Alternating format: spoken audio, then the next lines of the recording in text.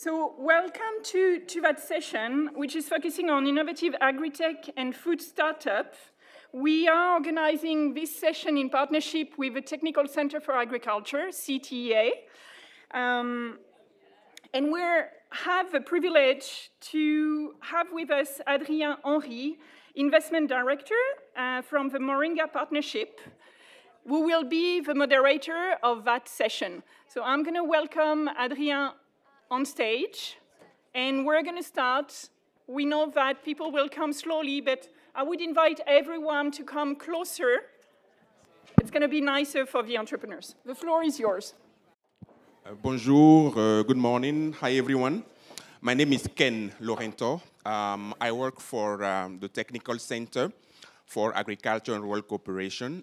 We are based in the Netherlands, and CTA is a joint institution of the European Union and Africa, Caribbean, and Pacific countries. So it is what we call the ACP community. And CTA supports agricultural development in those countries. And particularly, we have an area of operation that we call digitalization in agriculture. So we support agricultural organizations, institutions, countries, ministries, so that they integrate more the digital technologies in their practices in order to support the modernization and the transformation of the sector. And one key area of activity is youth. Okay, and as defined by the African Union, youth in Africa and the Caribbean and in other places, especially when we talk about young entrepreneurs, they are those who are aged between 18 and 35 years old, according to that pattern. So we're supporting them to be more engaged into agriculture, to help transform agriculture, in particular through their innovation, through digital technologies. And one activity that we organize in that specific context is what we call the Pitch AgriHack competition, through which we identify innovative youth-led startup, young entrepreneur, innovating along the agricultural value chain. We give them small grants so that they grow their company. We help them to meet potential development organization, potential investor who can help them grow, so that the employment is, how can I say, better addressed, and so that they also grow their company, generate revenue, etc. So coming to this event is one of the activities that we do to help them meet those stakeholders. And we really hope that you will be listening to them attentively, and also after the session, that you will be interacting with them, so that possibly they may have a collaboration opportunity with you. So those who are going to talk here, there are 4. They have been through the Pitch AgriHack program. 3 of them are winners. 1 of them is the best participant. But I will stop here. I will introduce quickly the moderator of the session. Is Adrien, as Sarah said. He will be helping us for the management of this session. And before giving him the floor, I would like to really thank UNDP for this opportunity that they are giving us to collaborate with them at this event. It is for the 2nd year that we are doing that collaboration. And yeah, thank you very much, and I hope that you will enjoy the session. Thanks.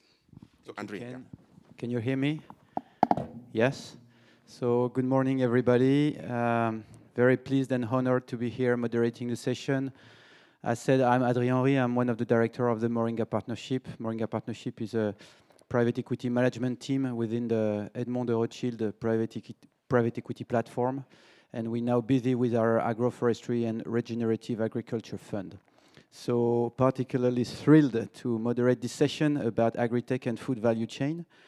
I guess everybody knows the rules now, so I suggest we start. And we start with Flavien.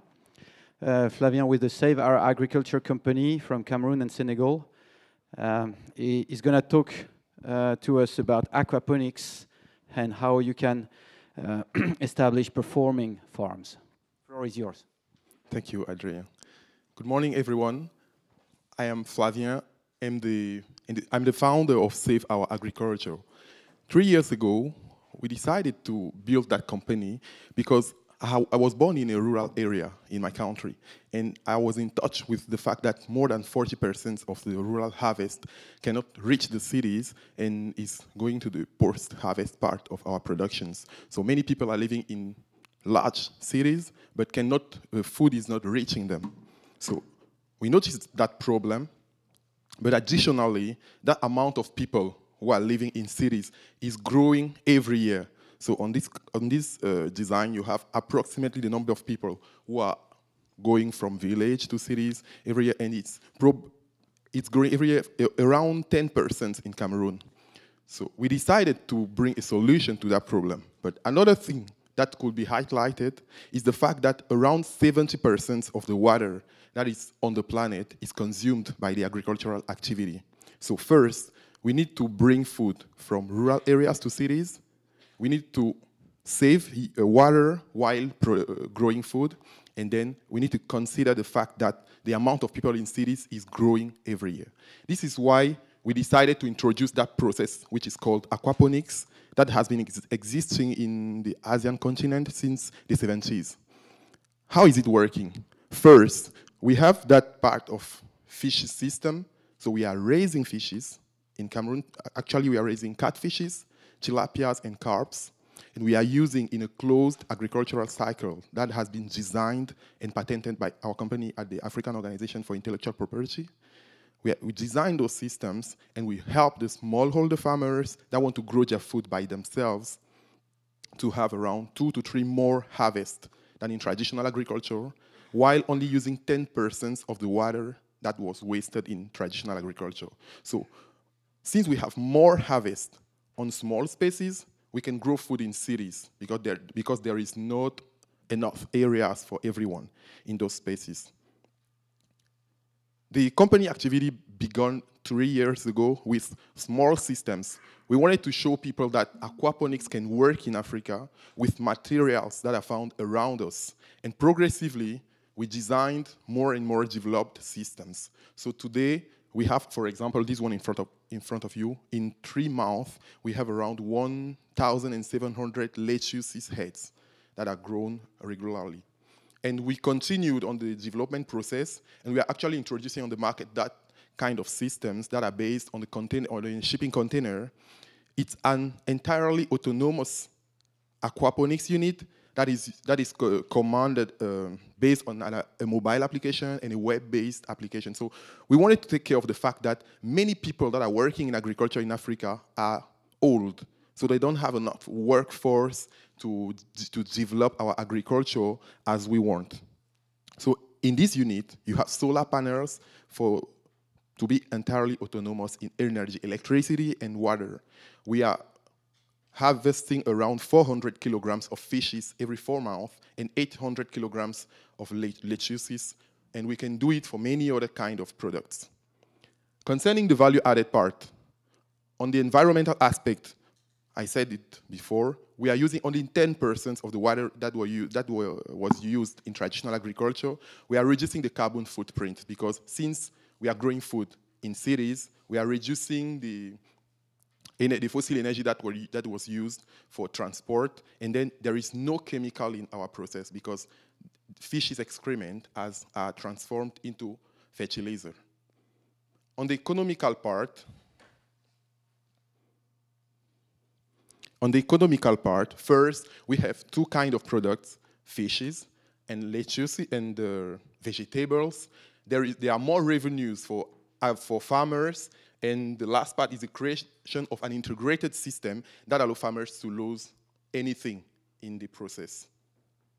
On the social part, we are reducing the unemployment rate because with the Social Affairs Ministry of Cameroon, for example, we have been designing systems for people with disabilities, and we are improving health of our customers because around the World Health Organization says around 500,000 people are dying every year for consuming contaminated food. And we are also reducing the farmers' work time.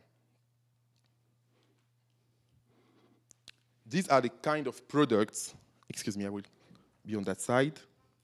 These are the kind of products we are actually raising because it's not something which is only nice. We are also having more harvest than traditional agriculture. These are the products we have already tested, and it's something I needed to highlight. We are actually operating in Cameroon, Senegal, and Rwanda with 24 people, and we are looking forward to expanding our impact especially in countries like Nigeria and Ethiopia, who are very interesting markets, but we think we need to be stronger before getting in those markets, especially those ones are around 300,000 people. This is the management team. We have 24 people. It's an international team, but those 3 people, especially me as the Chief Executive Officer, my co-founder, Leslie, who is an economist, and then Hélène, who had around 24 years in traditional agriculture before being reconverted and with actually working with us as the business development manager. This is our financial performance. The company was created 3 years ago, but we had our first revenue from 2017, and we are actually looking forward to raising $2 million in 2019 to use especially in product development for 44%, marketing and sales around 30%, overhead of 70%, and 22% for HR, the rest in research and development. So we are actually changing people's lives. We need you to get in touch with us and collaborate. Let's change people's lives together. Thank you.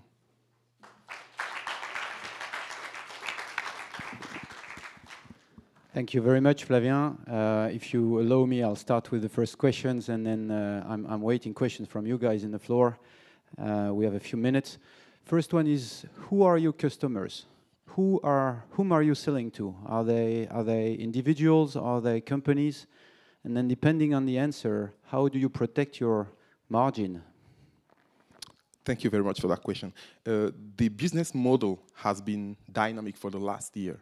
At the beginning, we were selling our small systems, the one I show you on one slide, to individual users because we wanted to have people like customers and ambassadors who could talk for us. In Africa, when you are building a business, you need money. But before having that money, you need to show people your product is working.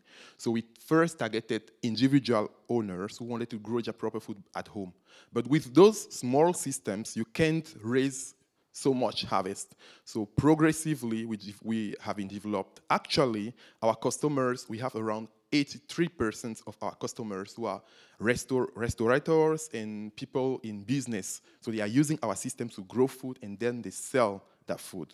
And 30%, 17% of our people are clients, individual people, families who are growing for themselves and are not selling them. On a mid-term view, we are targeting smallholder farmers. So we are actually raising fishes and growing vegetables to show that systems are working and to test the business model. But in 3 years, we are looking forward to only being involved in systems design, and other people will grow and sell the productions. So we'll install a system where they are integrated and certified growers all over Africa, and we'll connect them to clients that are close to their farm. Okay, and if you have any questions, please, let's go on. Just the time the mics arrives, a follow-on one. Do you get better prices because you can guarantee volumes and quality maybe better than others? I ensure to get the question. Do you get better prices because you can guarantee volumes and quality? Yeah, actually, we are in those countries where we are operating, Cameroon, Senegal, and Rwanda. We have the same prices as on the market, as on traditional market, but our products are better. For example, we are working in Cameroon with the Research Institute in Agriculture and Development that is certifying, that is testing our final productions and certifying that they are better for the consumers. Okay, very good. Yes, very, very interesting. Generally, aquaponics raise a number of practical risks that had to be managed. How do you deal with ammonia? How do you deal with the, let's say, when it's getting too hot in the tank? And how do you deal with too many fish in the tank? For now, our systems are not covered by anything. This is why it's interesting to come to such event. Yesterday, Ken was mentioning the fact that we could work with company, for example, like aluminum greenhouse that you will see in this space a few minutes later. But we are actually working with people that are making traditional greenhouses to conserve an exact temperature. But it's not very effective. This is why we are regularly evaluation. And concerning the ammonia part, we are in fact installing systems and designing it depending on the amount of volumes of harvest we want to have. We establish a correspondence between the amount of fishes and the amount of vegetables. But while fishes are not grand enough, we are putting some biofertilizer to conduct the system until they can raise it by themselves without anything else. Okay, maybe time for one last. Yes, I'm just wondering, can your system, can your approach be used in areas where there is no real irrigation or there's no land? Because obviously land is a big problem in Africa. How do you see this, particularly with tilapia and so on, in areas where water is extremely scarce? For that, actually, at this moment, we didn't really test the system on such spaces. Because if you saw the synoptic scheme, there is a drilling next to the aquaponics unit because you need to have water.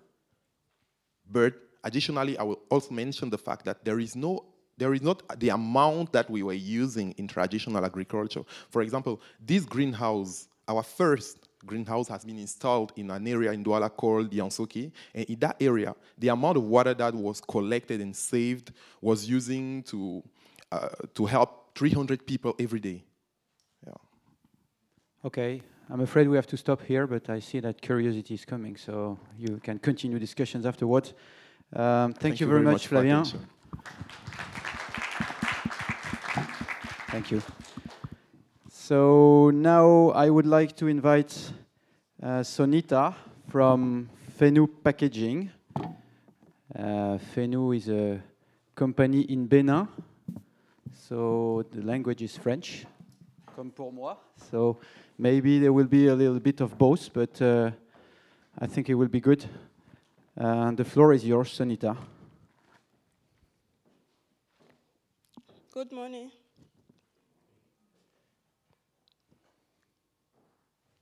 Is it working? I can do it for you if you want. Just tell me when you want me to move on. Okay.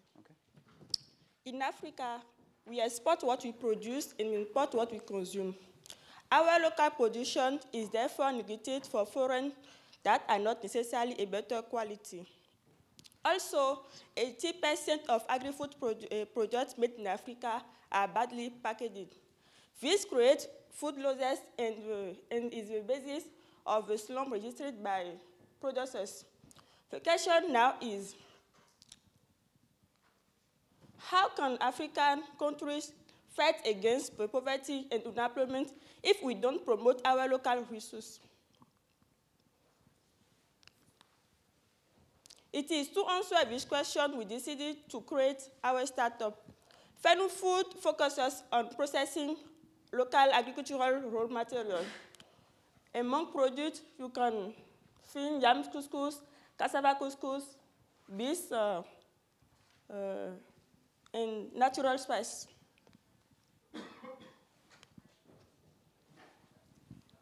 Our startup helps also the new agripreneurs to find the right packaging for their products through our platform www.agripack.store. Okay. Sonita, can you just use the mic more? Okay.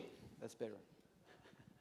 They have to do is specify the type product they want to pack. Our platform offers them 100% biodegradable packaging adapted to your products. Agripreneurs can buy online and get delivered at home. You have plenty of time. To resume, our main goal is to reduce poverty and create jobs through local production and consumption, provide people with natural and healthy products for better nutrition, and help new agripreneurs to increase their revenue by adopting the right packaging for their products. What is the market size? Agri-food sector in Africa helps to employ 70% of Africa's poorest people. It is estimated at $3,030 billion. The packaging demand estimated to 119.5 million tons of agri-food packaging in Africa. Our business model is based on sale of packaging, prototype design, distribution, and sale of agri-food local products. You are a young team consisting of one engineer of soft developer, one engineer nutritionist, one designer graphic, and me, Solinta Tosu, biotechnologist, and the CEO of Fenou Foods and Packaging.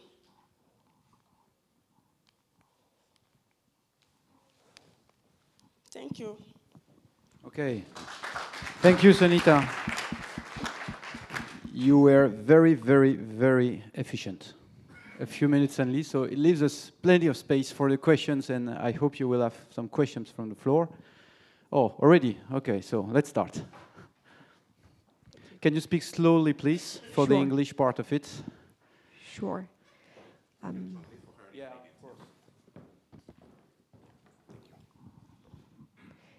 You mentioned that having packaging helps the agripreneur increase their revenues. Can you elaborate on that? And maybe a linked question is, how do end consumers buying the packaged product receive the transformation from buying loose to buying packaged? Okay. Donc, vous avez dit que les agripreneurs, vous avez compris? Ok, voilà. Que les agripreneurs, quand ils achètent vos produits d'emballage, ils peuvent améliorer leurs revenus. Est-ce que vous pouvez expliquer pourquoi, comment cela se présente? Oui, yeah, you can. Okay. Parce qu'on a généralement en Afrique, nous avons constaté que les produits sont mal emballés, ce qui fait que ce n'est pas bien vendu, ce n'est pas compétitif sur le marché international. Donc, nous avons pensé à les aider à améliorer leur packaging, c'est-à-dire à changer les emballages, afin de donner une meilleure présentation de leurs produits sur le plan international face à d'autres produits. Donc, comme ça, ils auront à vendre plus leurs produits et à accroître leurs revenus.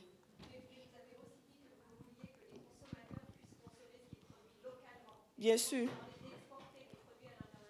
Dans un premier temps, nous allons consommer sur le territoire et nous prévoyons également importer nos produits également à travers l'Afrique et les autres continents. Okay, let me briefly translate. So the question was to ask Sonita how, just because entrepreneur will be accessing her package, her packaging material, how can they really increase their revenues?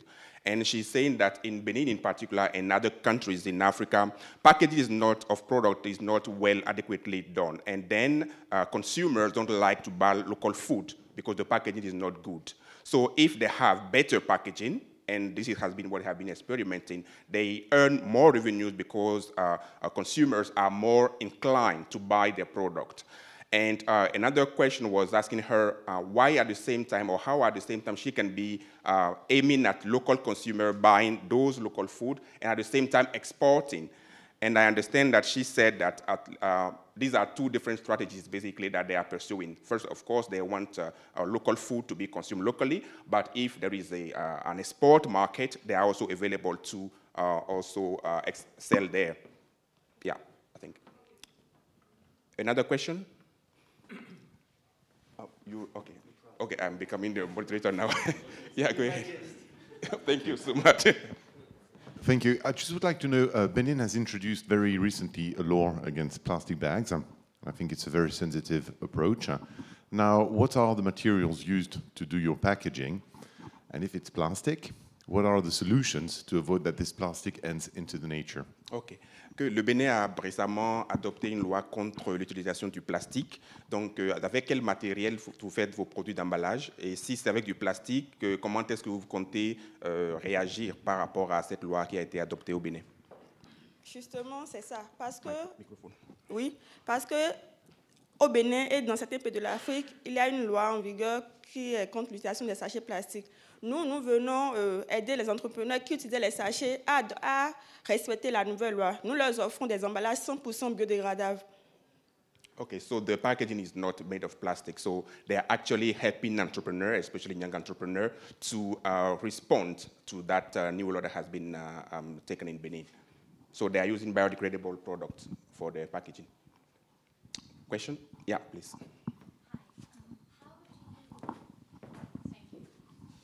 So how do you vet your agripreneurs, and how do you assess the quality of the local products before you package them?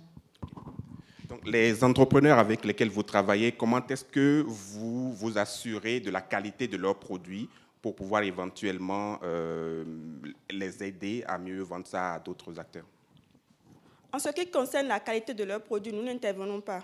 Nous intervenons sur l'emballage, c'est-à-dire ils finissent de faire leurs produits, nous les aidons à trouver l'emballage adéquat à leurs produits, c'est-à-dire si c'est une farine ou un produit huileux ou un produit liquide, nous leur proposons l'emballage adéquat à leurs produits. Mais en ce qui concerne la qualité, nous n'intervenons pas. Okay, they don't get involved into the quality of the product itself, but they advise them just on the kind of packaging, the right packaging that is good for them. So the entrepreneur themselves have to manage to have a good quality product. So they are just at the packaging level. Yeah. I was just wondering if you are developing packaging for wholesale as well. Are you looking at any wholesale markets, or are you focusing more on the retail market? Donc, est-ce que vous vous intéressez seulement aux détaillants? Est-ce que vous pouvez vendre aussi vos matériels d'emballage à des grossistes? Oui, nous essayons de vendre aux détaillants ainsi qu'à des grossistes. Mais actuellement, nous n'avons pas de grands moyens pour vendre de grandes quantités, mais nous essayons quand même de satisfaire un peu le marché. Yeah, so for now it's difficult for them to really, let's say, address the wholesale market, but this is an objective that they also have. Yeah. Quelle est vraiment votre proposition de valeur? Qu'est-ce qui vous différencie d'un grand, du packaging, un Tetra Pak ou autre? OK. Ce qui nous différencie d'abord, c'est que nous travaillons même avec les petites entreprises.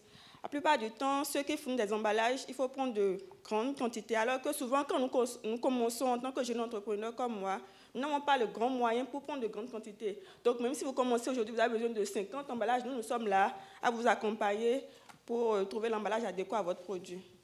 Yeah, so the question was about what is the value proposition that the company has compared to bigger players in the packaging market. So she said that the bigger players, they are not maybe directly addressing the needs of the smaller player, of the small agripreneur, but they are working with the small agripreneur, and they also provide advice actually to the entrepreneur regarding how they can package their products, etc. So they are not just selling or shipping packaging and then letting the entrepreneur, do its business or his business. So they are bringing other values to that, I would say, market. Yeah.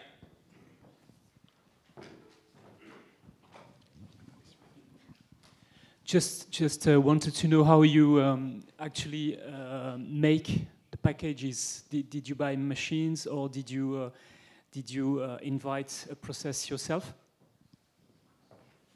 Donc, comment est-ce que vous fabriquez le matériel d'emballage? Actuellement, seulement 30% de notre vente est produit localement parce que nous n'avons pas encore de grosses machines pour faire des emballages plus sophistiqués ou pour satisfaire la demande qui est de plus en plus grandissante. Donc, nous produisons une quantité localement et nous importons d'autres afin de satisfaire la demande.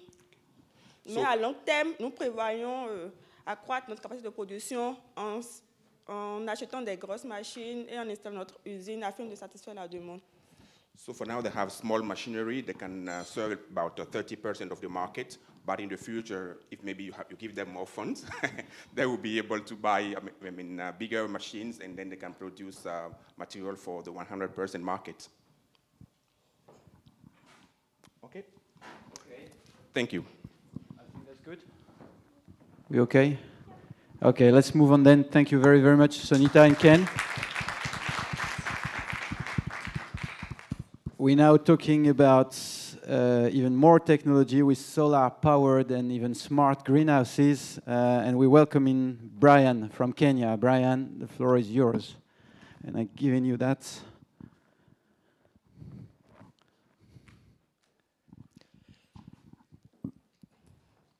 Good afternoon, ladies and gentlemen. For the next few minutes, I would like to draw your attention to a 25-year-old mother by the name Kiko. Kiko is from the eastern side of Kenya, and she is a maize and beans farmer who has 2 lovely daughters.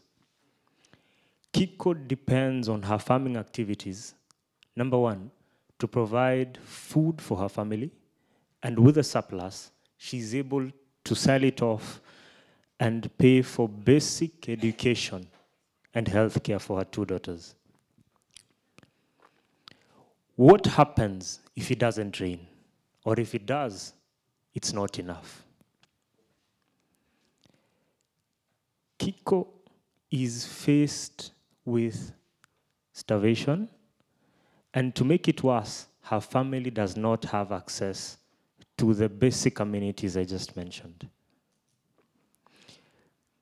This is not a problem faced by Kiko alone, but 95% of smallholder farmers in Kenya alone. These farmers plant produce once a year, harvest at the end of the year, and they rely on rain to provide water for their farming activities. Secondly, due to their over-reliance on rainfall, these farmers can only plant conventional crops, such as maize, beans, and potatoes, which have lower value. And finally, the use of outdated technology is clearly shown by the attacks by pests and diseases due to open field farming. However, we have a solution. Aluminum greenhouses is providing affordable greenhouses and drip irrigation kits that will enable Kiko and fellow farmers to be able to plant, number 1, higher value produce, such as tomatoes, capsicum, herbs, such as rosemary, basil. Number 2, they'll be able to farm all year round. That means improved incomes up to 4 times. And to make it better, we have introduced solar-powered technology in our irrigation. So what's the solar-powered technology? We have sensors that allow Kiko to farm via simple SMS. So she's able to irrigate, she's able to monitor temperature, humidity on her feature phones as she does other activities. This not only improves efficiency, but reduces diseases up to 5 times. So what market size are we looking at?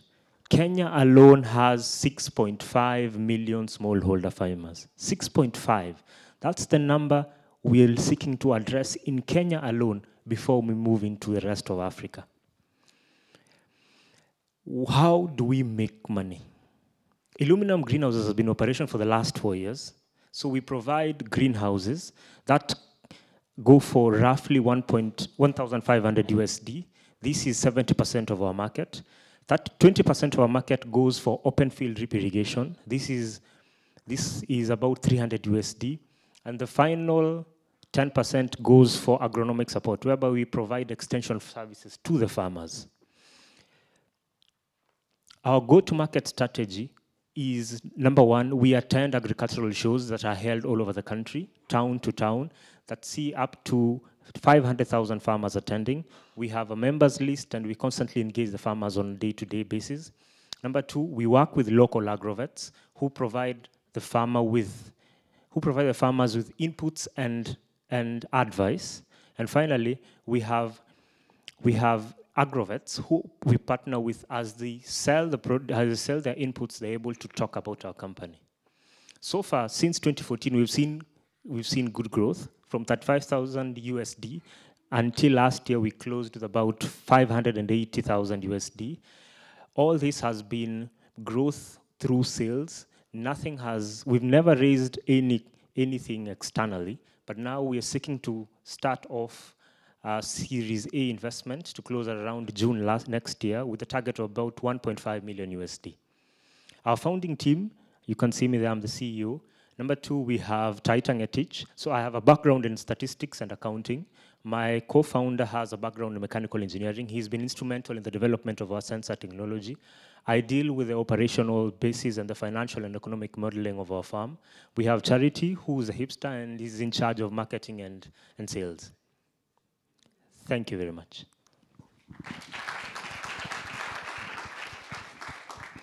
Thank you, Brian. I'm sure it will raise many, many questions. I see at least two angles, the technology embedded and the financing. So I'll start with the financing and leave the other one to the floor if you want to bounce on that. So on the financing, I'm assuming $1,500 is quite a lot of money for the farmers you're addressing. So what's the financing solution so that they get access to your solution? So on our target market, we have two segments. We have the smallholder farmers who go for the $300 USD product, which is open field drip irrigation.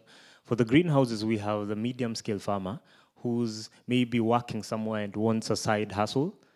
And for that, we're looking for finance, so they're able to afford the 1,500 unit. For smallholder farmers who want greenhouses, we've piloted with a few funding through USADF, through Spring Foundation. We've been able to loan out greenhouses to farmers with a payment plan whereby we're able to provide agronomic support and the end market for the produce so that the money is locked in within us.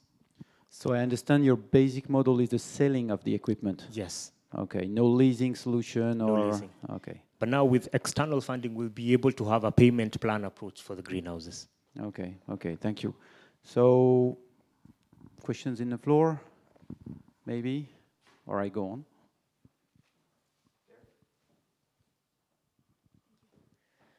You say you've replaced the traditional crops by cash crops, which have shorter lifetime in nature, and we've heard several times about the logistical issues and access to markets. How do your farmers, who probably contract debt to buy your products, have access to market to make sure that they do not lose their production? So we are providing the markets for the farmers. So we've set up value addition centers in specific areas where we have a cluster of greenhouses. So farmers are able to deliver the produce to us. We process it by just the basic cleaning, storage, and then now we have retailers who act as off-takers of the produce. Thank you. So another, yeah.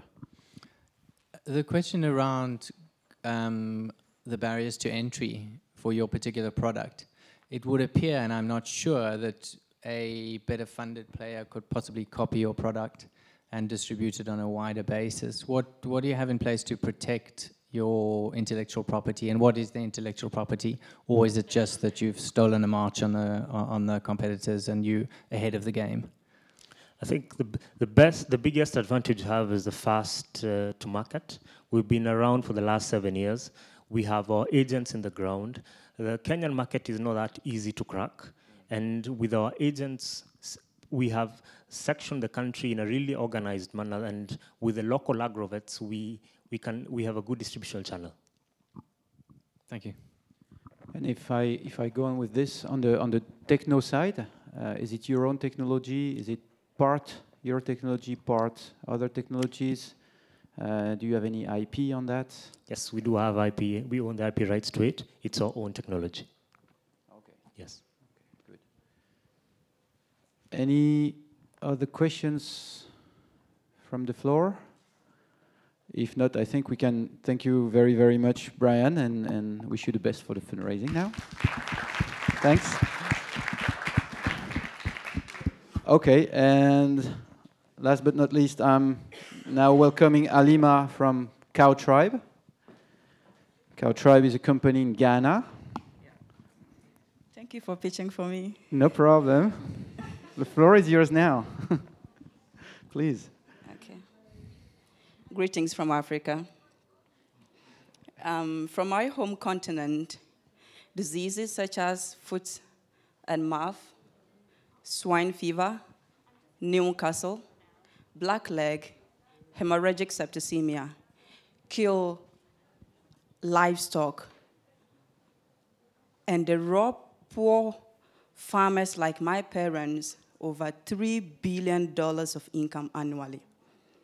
But even worse, there are diseases that affect humans too. Brucellosis, for instance, kills cattle in Africa. but when contracted by women, we lose our unborn babies. Anthrax and tuberculosis are worse because they can transmit from animals to humans, and they kill thousands of poor people. But interestingly, these diseases are preventable with vaccines. With the help of vaccines, we have almost eradicated diseases such as measles, polio, and pneumonia, which used to kill millions of children in Africa. And like humans, livestock or animals also require vaccines to protect them against these life-threatening diseases. But that is where the problem is. Vaccines have to travel through a very long journey from manufacturers to central warehouses, to regional warehouses, to districts where they finally have to be distributed to farmers at the community level. But about 80% of farmers live in far and dispersed communities, which makes it difficult for suppliers to determine how much vaccine is needed, where it is needed, and at what time. Now, when the vaccines finally get to the community, the farmers are unable to pay for it due to the high cost of the vaccines and the seasonality of their income, because they have to produce crops before they have money. Now, we have developed a mobile and web-based solution to make sure we deliver these vaccines quickly and reliably to these farmers with high quality. Now, let me show you how our system works. This is Karim Mahamadou. He's a livestock farmer in Ghana, and last year he subscribed onto our vaccine service. And with the information he provided, our system automatically developed vaccine calendars specific to the species of animals that he owns. And when it was time to deliver his vaccines, we sent him voice reminders to educate him on the importance of the vaccines and also remind him when the vaccines are due. We then aggregated all orders within his community. We sourced for bulk vaccines and made sure the right vaccines were delivered to Mahamadou and his neighbors through our network of community agents. We have solved the problem for them. And doing this, we also catered for the seasonality nature of their income by allowing them to pay in bits as and when they have the money through their mobile money wallet.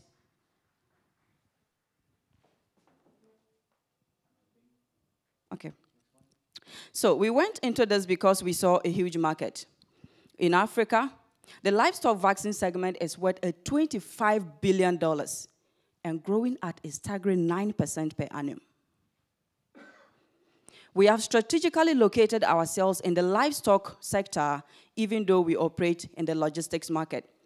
And this gives us a first mover's advantage, not just in Ghana, but in the entire sub-region of Africa. And our business model is simple. Farmers pay us 5% as a setup fee, while suppliers pay us 10% commission. And in the near future, we intend to explore the data market because we would be able to have data analytics for manufacturing companies, for pharmaceuticals. And we're trying to reduce our customer acquisition costs through group-based subscriptions. Since our launch in 2016, we have already acquired 30,000 farmers, working through a network of over 200 community agents, and we have a 65% vaccine coverage, up from the 20% nominal vaccine coverage in communities. Household income has increased to about $300 per year for Cowtribe farmers who have been able to access vaccines. In the next 18 months, we are looking to quickly grow in Ghana to reach about 100,000 farmers and scale into 3 new markets, possibly Nigeria, Mali, and Burkina Faso, to be able to serve millions of farmers.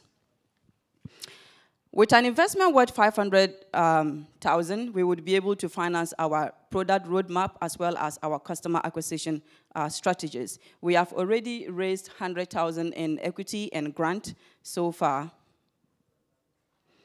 Here is Owen Peter. He's a co-founder and CEO. He has his background in product development and software engineering. He currently leads the product development team. I am Ali Mabawa. I am the co-founder and CEO. I am a trained journalist, but now found myself in animal health sector. I lead the operations team at Cowtribe, and Kombate Marindami leads the business development.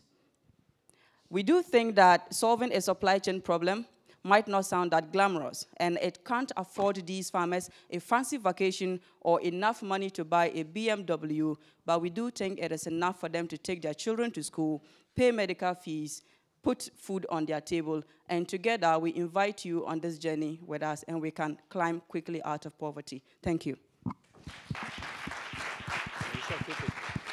You're going to get questions. You shall keep the mic. Shall I start, or? No. Please go on. Fantastic job. I think it's I love the way you're doing it, and I think it's a big gap.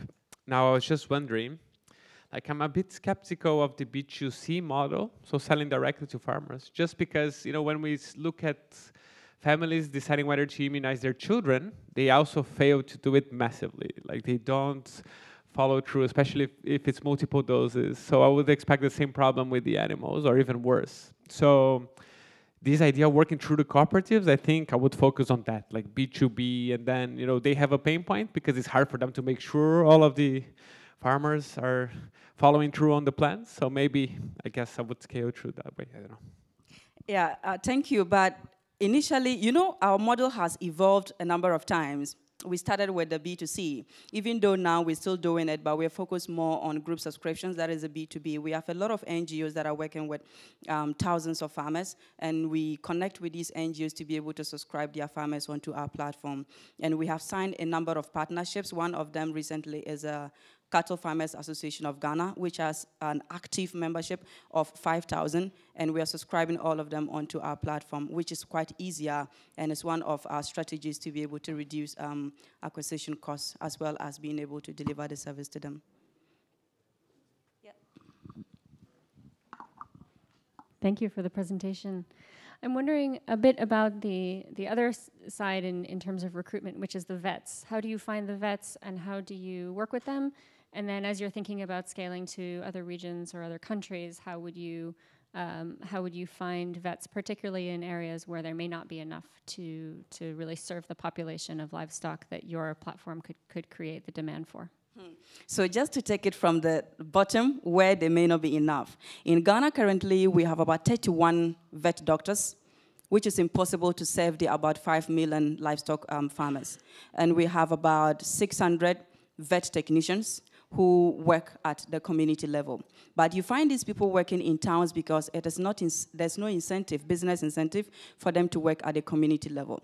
So what we do is that we had trained about 70 of them through a grant we got from the Dutch government, and these network of vet technicians work to deliver vaccines. But there are certain specific vaccines that are supposed to be delivered by trained vet, which are the PPR for goat and sheep, CBPP for cattle. That has to be delivered by law by a trained veterinarian. So they do this delivery, and we have a partnership with them to do. And there is an incentive for them to be able to deliver the service, because when they go to the community, there is a large, there's a huge number of farmers or livestock they have to deliver to at once.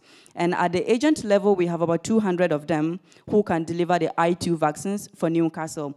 I2 is just an eye drop for chicken and guinea fowl, and so they are able to deliver that.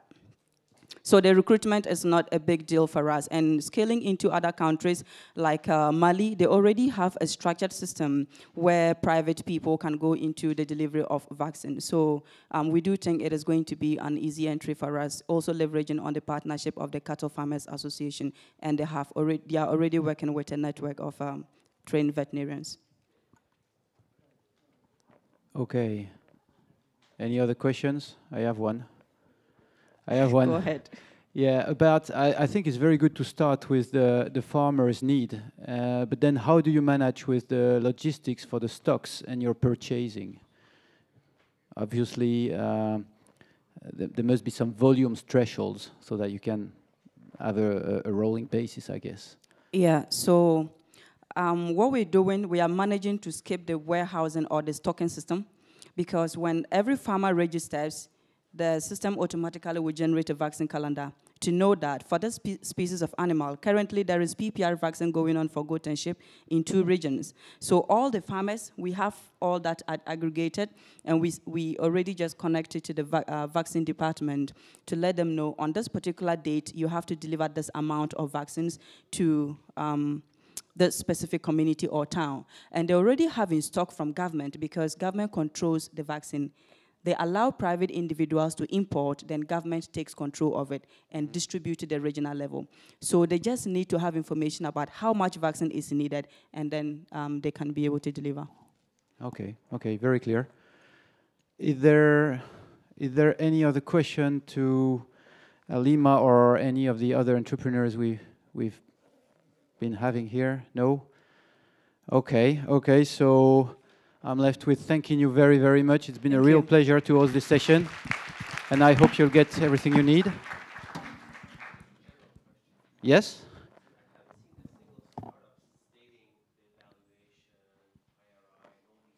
Yes? I think that's a question for you there, but or for you, Ken. I would have asked the same. So. Yeah. So I think you heard about. Can you respond? No, please go ahead. No, I mean I don't know your evaluation. I cannot respond. So yeah, they are asking basically why you have not, Flavien, I guess you are also listening, why you have not talked about the value of your company, for example, and give maybe other figures, high figures about it. So if you have any valuation figures, indicators, or I think it's good to also give them, unless you really want to talk privately to the participant about that. Yeah, so I do think that there's a lot of information startups would want to share, but given the time limit, we can't project everything. So this offers us an opportunity to go into more detailed discussions with individuals like you, if you want to know the valuation of our company, because we would be able to do that, but we can't project everything here. And there are tons of information that you would need or that would interest you, but this is just a starter to get us talking in a conversation. Yeah, I guess this is the natural conclusion for this speech. You're now all welcome to the CTA booth just this afternoon and get the valuation and all the important information. I would like to thank the 4 entrepreneurs for doing this long journey to come see you today. The next session is going to be on financial inclusion. We have 4 amazing entrepreneurs, an amazing moderator who's going to join me on stage. And if you want to see the session on education, it's going to be the next one. We're just going to wait 2-4 minutes for the other participant to join, and please.